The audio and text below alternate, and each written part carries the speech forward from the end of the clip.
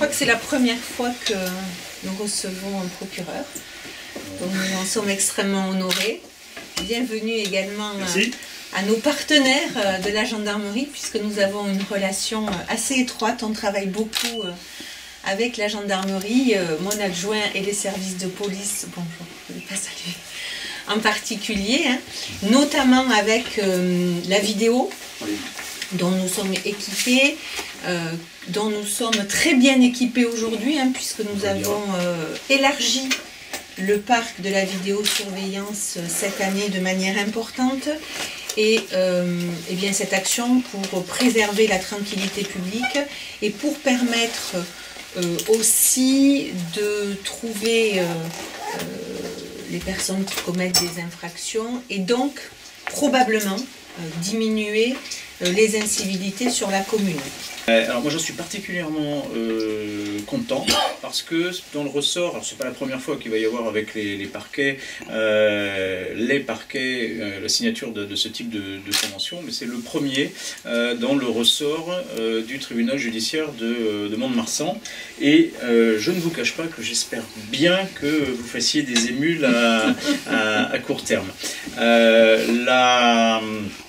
La loi, le Code de sécurité intérieure, donne depuis longtemps, depuis des années, des compétences particulières aux maires, dont les maires se sont jusqu'ici assez peu emparés. Voilà, donc vous êtes pionnière pour le ressort, madame la maire. Concrètement, il s'agit de quoi? Il s'agit de faire en sorte qu'il y ait ce qu'on appelle un continuum de sécurité. C'est de faire en sorte que depuis les plus petites incivilités jusqu'aux faits les plus graves, il n'y ait pas une rupture dans la chaîne des intervenants.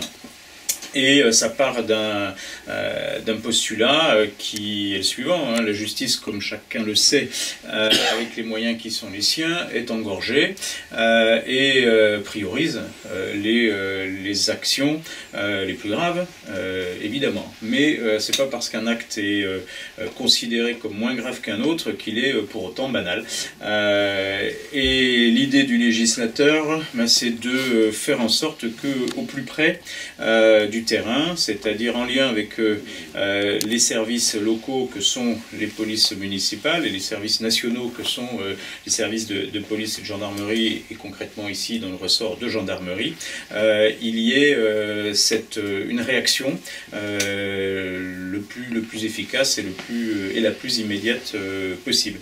C'est à ça que servent les protocoles de cette nature et les textes de cette nature. Dans son article 1, la Convention souligne que la procédure de rappel à l'ordre s'applique aux faits susceptibles de porter atteinte au bon ordre, à la sûreté, à la sécurité ou à la salubrité publique. En ce qui concerne la commune d'Agenmaux, il est convenu que cette procédure s'appliquera en matière de troubles de voisinage, en matière d'absentéisme scolaire, en cas de présence constatée de mineurs non accompagnés dans des lieux publics à des heures tardives, en cas d'incident aux abords des établissements scolaires, en matière d'incivilité, en ce qui concerne certaines atteintes légères à la propriété publique, dans l'hypothèse où des mineurs seraient trouvés en état d'ébriété ou en train de consommer de l'alcool sur la voie publique, en matière de contravention pour non-respect de certains arrêtés municipaux.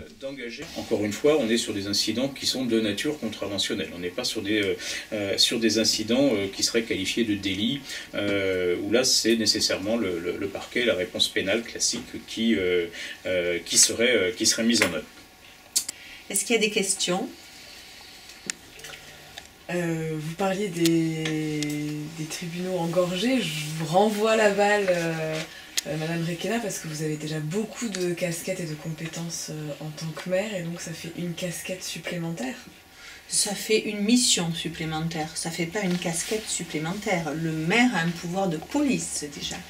Donc, et puis comme l'a expliqué monsieur le procureur, si madame le maire n'est pas présente, elle a un adjoint en charge de la sécurité qui est habilité, c'est le maire ou son représentant qui est habilité, donc ça ne pose aucun problème.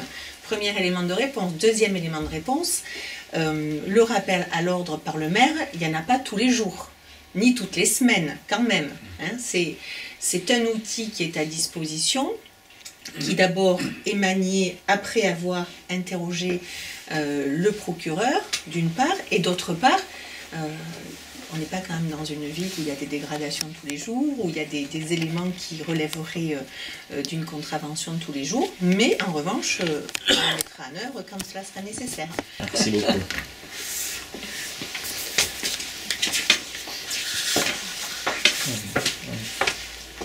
Allez.